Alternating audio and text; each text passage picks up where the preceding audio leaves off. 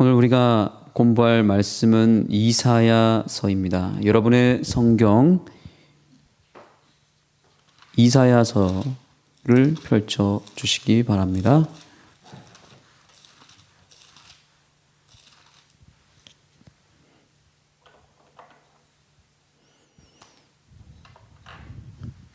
오늘 우리가 연구할 말씀은 이사야서입니다.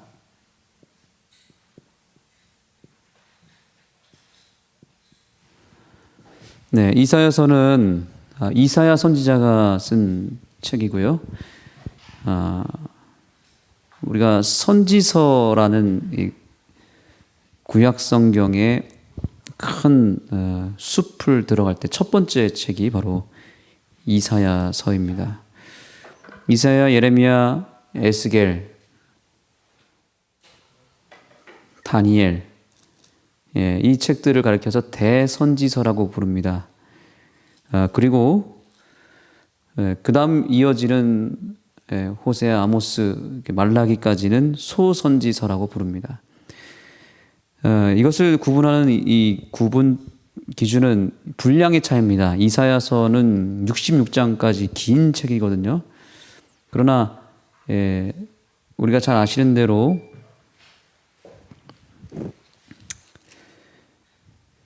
호세아부터 말라기까지 12권의 책은 분량이 매우 작습니다. 그래서 소선지서라고 부르고 있지만 사실 그 중요성은 똑같다고 볼 수 있습니다. 그런데도 불구하고 이사야서는 선지서 중에서도 가장 중요한 책이라고 학자들은 말하고 있습니다. 그래서 이 이사야서의 별명들이 많이 있어요. 별명인 이사야 복음이라고 부릅니다. 우리가 신약에 보면 마태복음, 마가복음, 그리고 누가복음, 요한복음 있죠?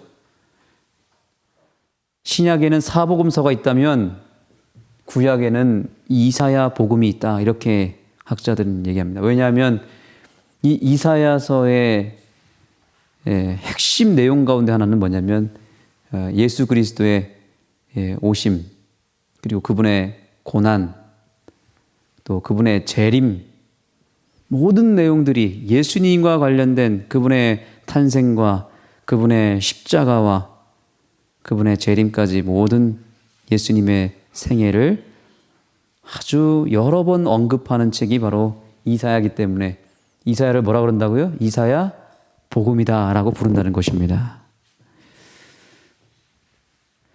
그리고 이사야서는 또 뭐라 그러냐면 성경의 축소판이라고 부릅니다. 성경은 몇 권이죠? 66권입니다. 어떻게 나눌 수 있습니까? 구약 39권, 그 다음에요 신약 27권입니다. 그래서 몇 권이에요? 총 66권이죠. 네. 구약은 주로 하나님의 심판에 대한 내용이 많이 담겨져 있죠. 신약에는요, 용서와 위로, 구원에 대한 이야기가 나타납니다. 구약은 창조와 함께 인류의 타락에 대해서 설명하고 죄악에 대한 심판, 그런 내용들이 담겨져 있죠. 구약은 심판, 신약은 구원, 용서. 그런데 여러분 놀랍게도 이사야서도 똑같이 되어 있습니다. 이사야서는 몇 장으로 되어 있을까요? 역시 66장으로 되어 있습니다. 이사야서를 구분하는 구조를 나눌 때 딱 두 부분으로 나눌 수 있습니다. 크게요. 어떻게 나눌 수 있을까요? 1장부터 몇 장까지요? 39장까지.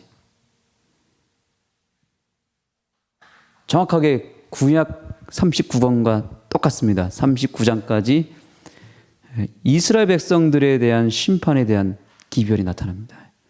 결국 멸망할 것이고 심판을 받을 것이다. 책망합니다. 회개하지 않으면 다 죽을 것이다. 바벨론도 무너질 것이고 아수르도 무너질 것이고 남방 유다도 무너질 것이다. 너희들이 얼마나 많은 죄를 범했는지 그 죄악의 실상을 드러내 줍니다. 그것이 이사야 1장에 나타나죠. 한번 읽어볼까요? 여러분의 성경책 이사야 1장을 보겠습니다. 4절, 1장 4절. 슬프다 범죄한 나라요 허물진 백성이요 행악의 종자요 행위가 부패한 자식이로다. 그들이 누구를 버렸다고요? 여호와를 버리며 이스라엘의 거룩한 자를 만홀히 여겨 멀리하고 물러갔도다. 그 다음에 11절 보겠습니다. 10절부터 볼까요? 너희 소돔의 관원들아. 이건 굉장히 이스라엘 백성들이 얼만큼 타락했는지를 보여줍니다. 소돔 같다는 겁니다. 소돔은 어떤 땅이었습니까? 동성애가 시작된 땅이고, 네, 하나님께서 불로 멸망한 장소죠. 그런데 이스라엘 백성들의 상태가 어떻습니까? 너희 고모라의 백성아, 우리 하나님의 법에 귀를 기울일지어다. 이들이 불순종하고 하나님 율법을 멀리하고 우상을 섬기기 시작합니다. 11절 여호와께서 말씀하시되 너희의 무수한 재물이 내게 무엇이 유익하뇨?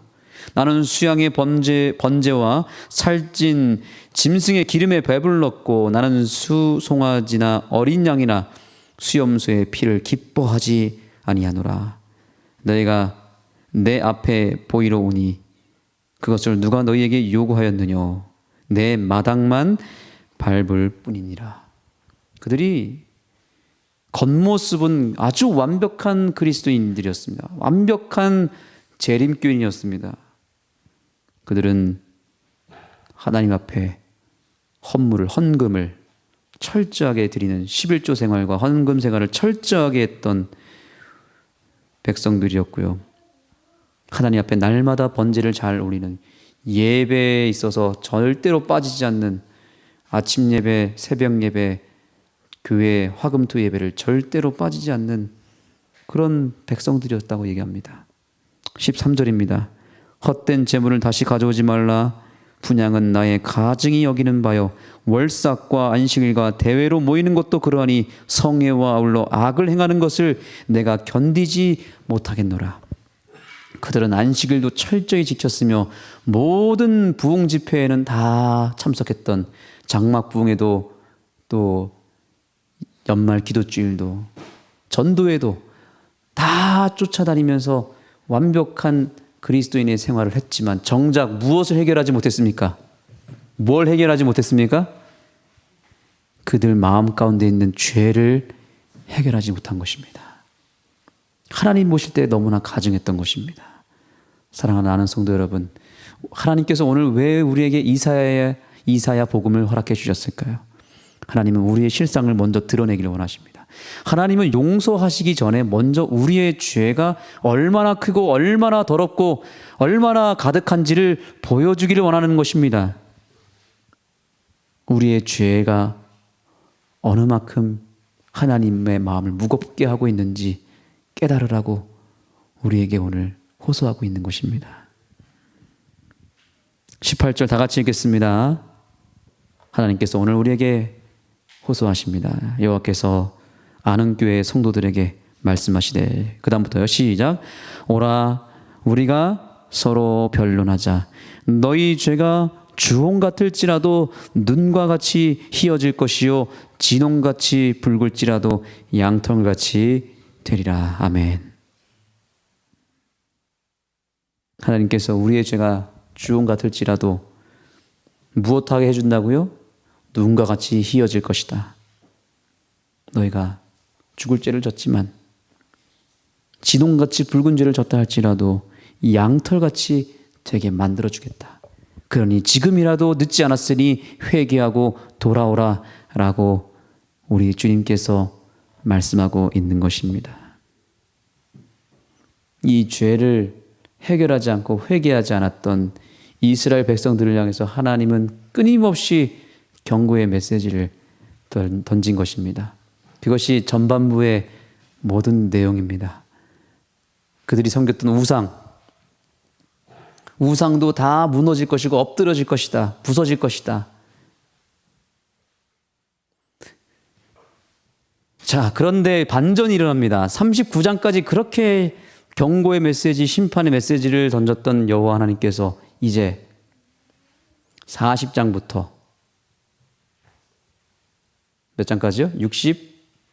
66장까지 전체 27장이라고 하는 큰 긴 내용 속에 무엇을 전달할까요? 위로와 구원의 메시지, 용서의 메시지를 던지는 것입니다. 그래서 이사야서는 뭐라고 말하는 거예요? 성경의 축소판이다. 이렇게 얘기하고 있는 것이죠. 그래서 이사야의 주제, 하나님 외에 우리에게 구원과 회복을 주실 수 있는 분은 아무도 있다 없다? 없다라는 것입니다. 이것이 이사야 전체의 주제입니다. 다시 한번요. 하나님 외에 우리에게 구원과 위로와 회복을 줄 수 있는 분은 이 세상에 아무도 없다라는 것이 바로 이사야의 큰 주제인 것입니다. 하나님 외에는 없다. 네. 여러분 공감이 되십니까? 예.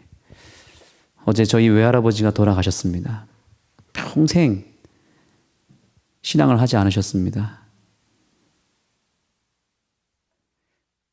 저희 외할머니도 신앙을 하셨고 외할머니 밑에서 컸던 저희 어머니도 어렸을 때부터 신앙을 했고 그래서 그 은혜로 저도 모태신앙으로 신앙을 했지만 정작 저희 할아버지는 관심이 없으셨습니다. 그래도 가끔 가다가 기독교 방송을 틀시거나 뭐 조용기 목사님 설교나 개신교의 설교를 가끔 들으시는 모습을 봤던 기억이 있습니다. 그러다가 이제 노년에 몸에 힘을 잃어버리고 질병이 찾아오기 시작하자 누구를 붙들었을까요? 하나님을 스스로 찾아가셨습니다. 그래서 그 전라도 순창에 아주 조그마한 마을, 유촌이라고 하는 마을에 안식일교회가 있습니다. 지금도 있는데요. 거기 어르신들이 몇 가정 다니십니다. 거기에 찾아가셨고 그러다가 이제 요양원 생활을 하시게 되었고 몸에 엄청난 피부병이 찾아와서 고생하시다가 2주 전에 예수님을 영접하고 침례를 받으셨습니다.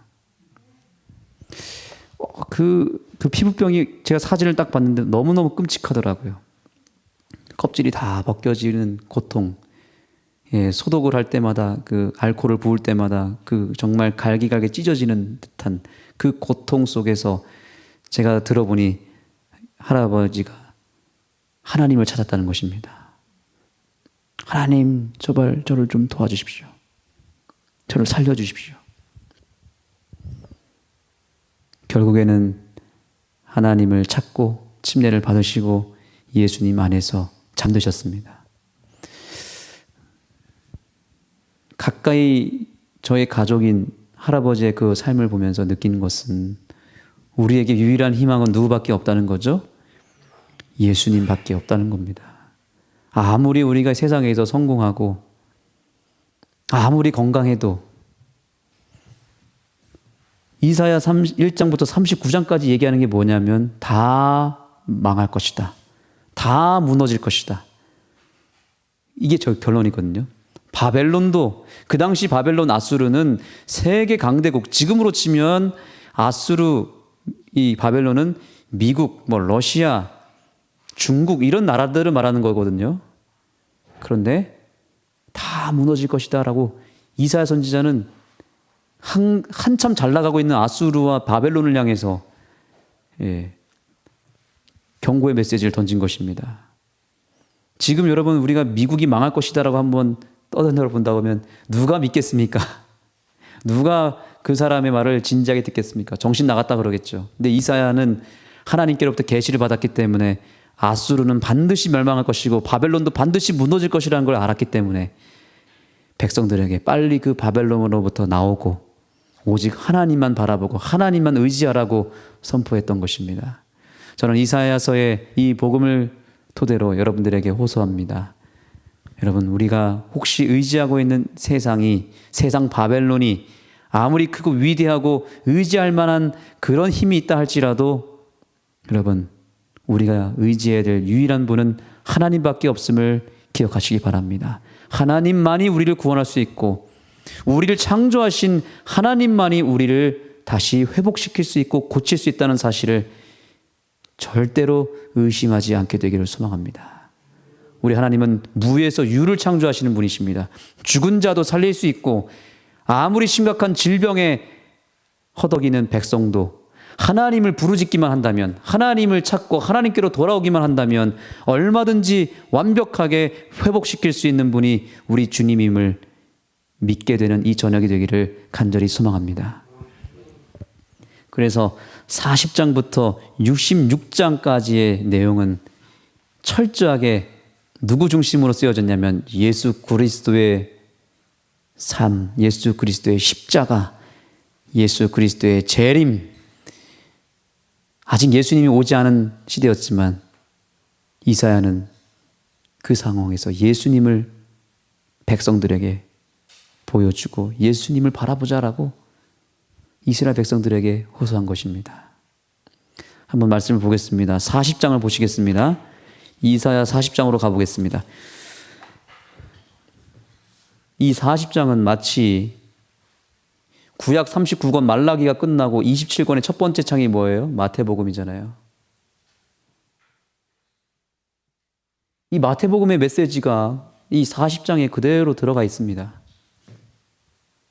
놀랍게도 여러분 좀 이따 배우지 아시겠지만 신약의 마지막 책이 뭐죠? 요한계시록의 마지막 메시지가 뭐죠?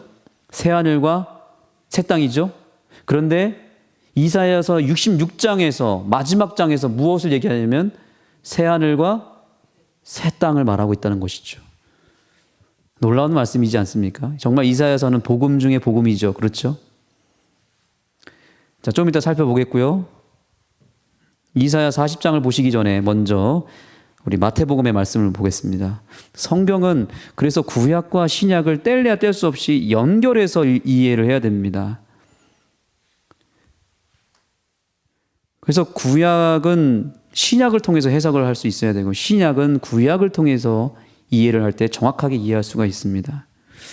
마태복음 6장입니다. 예수님께서 산상부훈의 말씀, 우리가 산상부훈 계속 연구해 왔죠. 백성들에게 복음을 얘기할 때, 설교하실 때 한 가지 비유를 설명하십니다. 자, 여기 보시겠습니다. 6장 28절입니다.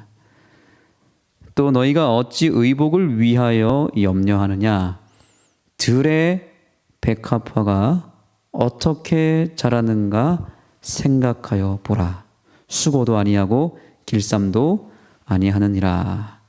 그러나 내가 너희에게 말하노니 솔로몬의 모든 영광으로도 입은 것이 이 꽃 하나만 같지 못하였느니라. 30절 다 같이 읽겠습니다. 오늘 있다가 시작. 오늘 있다가 내일 아궁이에 던지우는 들풀도 하나님이 이렇게 입히시거늘 하물며 너희일까 보냐. 아멘. 여기 들의 백합화라고 그랬지만 사실 원어 이 헬라어로 보면 들의 꽃입니다. 들꽃입니다. 들꽃. 그런데 왜 백합화라고 표현했을까요? 백합화는 들꽃과는 달리 고급스러운 꽃이죠. 비싼 꽃이죠. 화려한 꽃입니다. 왜 들꽃을 번역할 때 사람들이 백합화라고 표현했냐면 사실 원어에는 백합화라고 되어 있지 않습니다. 그냥 들의 꽃입니다. 근데 백합화라고 해석을 한 이유는 그 다음 성경절 때문에 그렇습니다. 솔로몬의 모든 영광으로도 입은 것이 이 꽃 하나만 갖지 못한다 그랬어요. 그렇죠? 솔로몬은 우리가 전도서를 통해서 배웠지만 이 땅에서 모든 영광을 취했던 가장 위대했던 인물이잖아요. 그가 누렸던 그 왕의 그 특권, 그 모든 영광 우리가 알죠. 그러니까 솔로몬이 입었던 모든 영광보다도 훨씬 크다고 했으니 이 들꽃이라고 표현하기에는 너무 아깝잖아요. 그렇죠? 그래서 뭐라고 표현한 거예요? 들의 백합화라고 표현했다는 것입니다. 성경에 이런 구절들이 종종 나옵니다. 요나서에서도 박농쿨이 나오지만 사실 그건 박농쿨이 아닙니다. 그냥 이스라엘의 한 식물을 표현한 건데 우리나라 사람들이 번역을 할 때 박농쿨이라고 표현한 이유는 그것이 하루아침에 그늘을 덮었기 때문에 그늘을 덮을 정도면은 박농쿨이겠구나 상상을 해서 박농쿨이라 썼지만 실제로는 박농쿨이 아닙니다. 예. 그와 마찬가지로 여기 들의 백합화도 원어적으로는 백합화가 아니라 들의 꽃이다. 이렇게 이해하시면 되겠습니다. 자, 그런데 왜 하루 만에 폈다가 시들어버리는 이 들꽃이 어떻게 솔로몬보다 더 큰 영광을 취했다라고 표현했을까요? 예수님께서는. 40년 동안 솔로몬이 왕의 삶을 살면서 누린 영광이 어떻게 이 하루살이밖에 안 되는 들꽃보다 못하냐는 이것입니다. 왜 그렇죠? 자, 솔로몬. 자, 이 들의 꽃이 어떤 의미를 갖고 있는지를 알기 위해서는 먼저 우리가 하나님 말씀을 이제 이사야서를 이제 볼 필요가 있습니다. 먼저 여러분의 성경 이사야 40장을 보시겠습니다. 40장에 이것이 나타납니다. 자, 아까 들의 꽃 예수님께서 그 비유를 하셨을 때 어떤 말씀을 딱 떠올렸냐면 바로 이사야 40장의 말씀을 분명히 떠올리셨을 겁니다. 보시겠습니다. 이사야 40장. 이사야 40장은 놀랍게도 예수 그리스도의 초림에 대해서 이야기를 합니다. 그리고 침례 요한의 사역까지도 나타내고 있습니다. 3절에 보시면 외치는 자의 소리여 침례 요한입니다. 가로되 너희는 광야에서 여호와의 길을 예비하라. 사막에서 우리 하나님의 대로를 평탄케 하라. 이것은 누구의 사명이에요? 침례 요한의 사명입니다. 예수님이 곧 오실 것이기 때문에 그 왕의 오는 길을 평탄케 하라고 얘기합니다. 5절입니다. 여호와의 영광이 나타나고 모든 육체가 그것을 함께 보리라. 자, 여기 여호와의 영광은 무엇일까요? 여러분, 우리가 하나님의 영광을 보면 살까요? 죽을까요? 죽습니다. 다 죽습니다. 그래서 모세가 하나님의 영광을 볼 때 얼굴을 가리지 않았습니까? 죽을 수밖에 없습니다. 그런데 여기 이사야 40장에서는 놀라운 복음을 우리에게 알려주는데 하나님의 영광을 직접 볼 수 있는 특권이고 그 영광을 보고도 죽지 않을 수 있는 육체들이 있을 것이다 라고 말하고 있는 것입니다.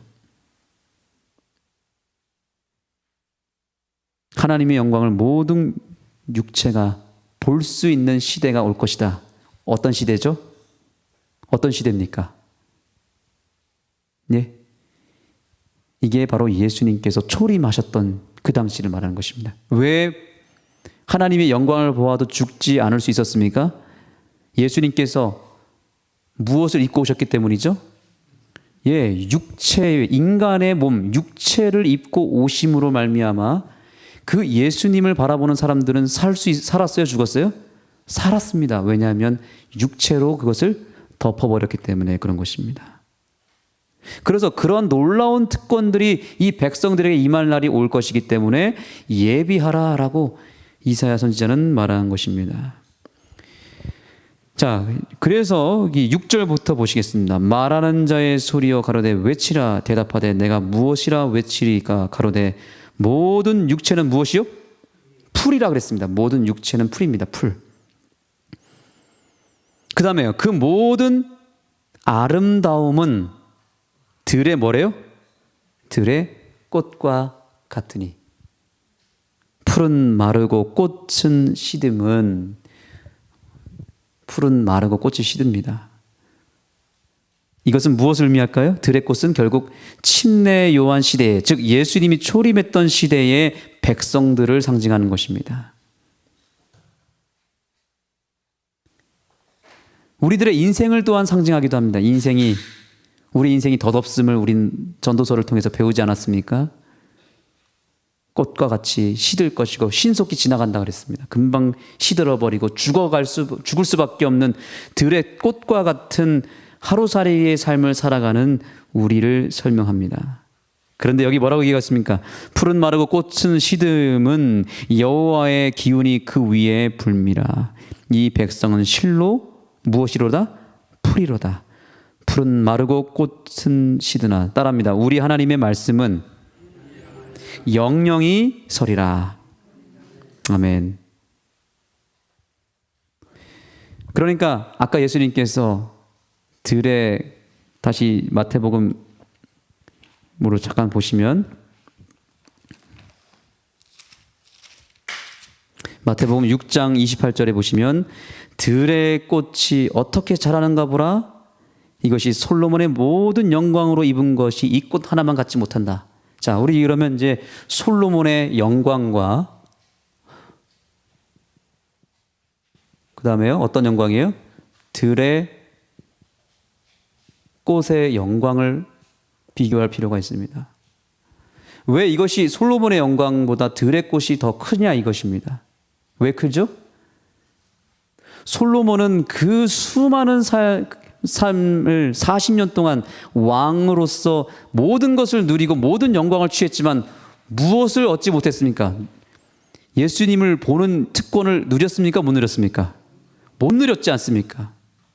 아무리 왕이라 할지라도, 왕으로 평생을 살았다 할지라도 누구를 한번 보지도 못했어요? 하나님의 영광, 즉 육체를 통해서, 육체를 입고 이 땅에 내려오신 하나님의 영광이 되시는 예수 그리스도를 실제로 볼 수 있는 특권을 누릴 수 있었어요? 못 누렸어요? 못 누렸습니다. 하나님을 보지 못했습니다. 그러나 침례 요한 당시에 우리 같은 연약한 백성들은 누구를 볼 수 있는 특권을 얻었습니까? 예수 그리스도, 예수님을 직접 눈으로 볼 수 있는 특권을 얻었기 때문에 솔로몬이 40년 동안 누린 그 특권보다 훨씬 더 큰 걸 누가 누렸다는 거예요? 예, 바로 예수님의 초림의 시대를 살아갔던 백성들이, 그들이 바로 솔로몬의 영광보다 훨씬 더 큰 영광을 누렸다라고 얘기하는 것입니다.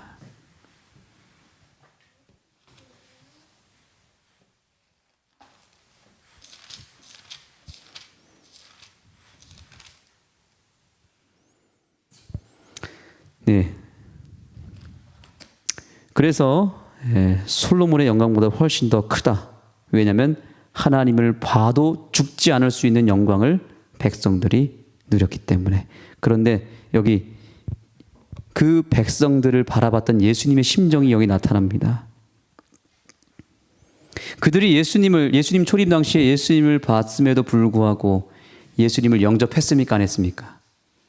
영접하지 않고 거절했을 뿐만 아니라 예수님을 다 십자가에 못 박고 죽이지 않았습니까?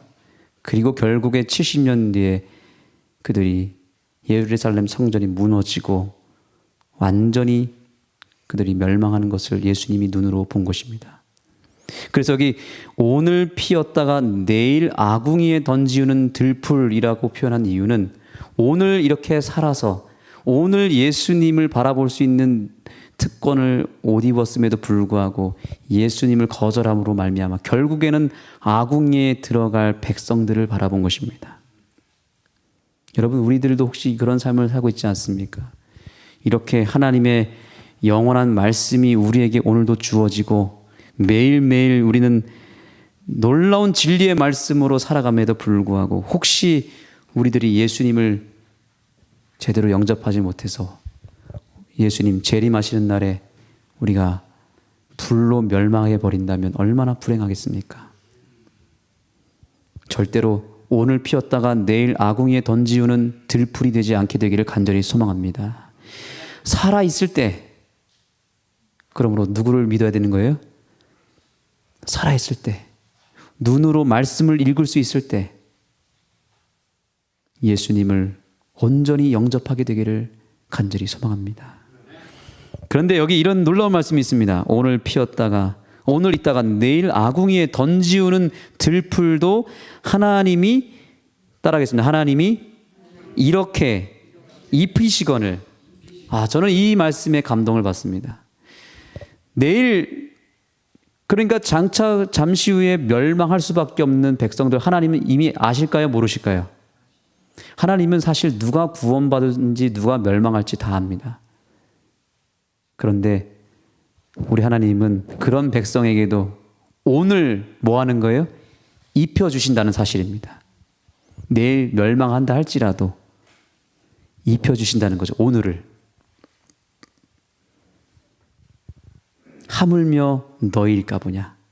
하물며 이렇게 하나님을 사랑하며 하나님을 눈으로 보지 못하지만 말씀을 통해서 하나님을 믿기를 원하고 하나님을 찾기를 원하는 저와 여러분을 오늘 입혀주지 않겠냐 이 말이십니다.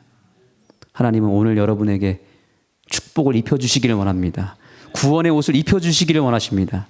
진리의 옷을 입혀주시기를 원하십니다. 회복의 옷을 입혀주시기를 원하십니다. 그렇게 멸망받아 소멸할 백성들도 오늘 은혜의 옷을 하나님 입혀주지 않습니까? 그래서 오늘도 이렇게 안흥에 많은 사람들이, 이 세상에 많은 사람들이, 하나님을 알지 못하는 많은 사람들이 오늘 입혀주시는 하나님의 은혜를 통해서 살아가고 있지 않습니까? 그러니 우리는 더 큰 은혜를 하나님이 주실 줄 믿습니다. 사랑하는 안흥 성도 여러분, 결국 예수님이 유일한 답입니다.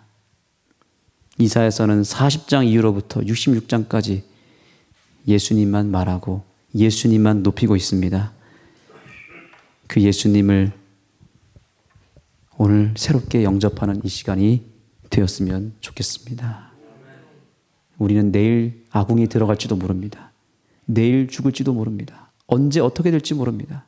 오늘 하나님께서 입혀주시는 그 은혜로 하루하루를 살아가는 것입니다. 이렇게 숨쉬고 이렇게 교회를 왕래할 수 있고 말씀을 볼 수 있을 때 더 하나님을 크게 붙잡으시고 더 예수님을 내 마음의 중심 가운데 모셔서 내가 조금도 흔들리지 않는 그런 구원의 삶을 우리 모두가 살게 되기를 간절히 소망하면서 말씀을 마치겠습니다. 주기도문으로 오늘 모든 시간을 마치도록 하겠습니다. 시작. 하늘에 계신 우리 아버지여, 이름이 거룩히 여김을 받으시오며 나라가 임하옵시오며 뜻이 하늘에서 이루어진 것 같이 땅에서도 이루어지이다. 오늘 우리에게 일용할 양식을 주시옵고 우리가 우리에게 죄 지은 자를 사하여 준 것 같이 우리 죄를 사하여 주옵시고 우리를 시험에 들게 하지 마시옵고 다만 악에서 구하옵소서. 나라와 권세와 영광이 아버지께 영원히 있사옵나이다. 아멘. 이 시간 잠시 개인 기도하는 시간을 갖겠습니다. 오늘 좀 전에 바로 한 1시간 전에 여기 보이시는 건너편에 아시는 분은 알겠지만 불이 났습니다. 좀 전에 저는 우리 서인석 장로님과 같이 다녀왔는데 우리 박형근 성도님 그 회사 쪽이길래 제가 깜짝 놀라서 한번 가봤더니 바로 옆에 하우스에서 불이 크게 났습니다. 그래서 박형근 성도님 그 회사까지도 덮칠 뻔했는데 다행히 불이 꺼져서 큰 불이 나지는 않았지만 거기 하우스는 전체가 다 타버렸습니다. 그래서 거기 주민이 누구신지는 저는 잘 모르겠지만 우리의 이웃이기 때문에 우리가 우리 성함은 알지 못하지만 우리 박형근 성도님도 많이 놀라셨을 것 같습니다.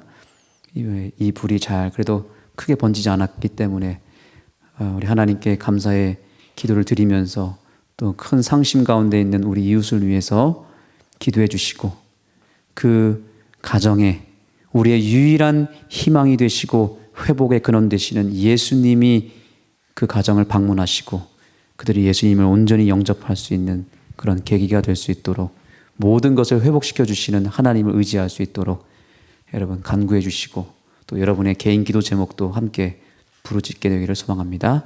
기도하시겠습니다.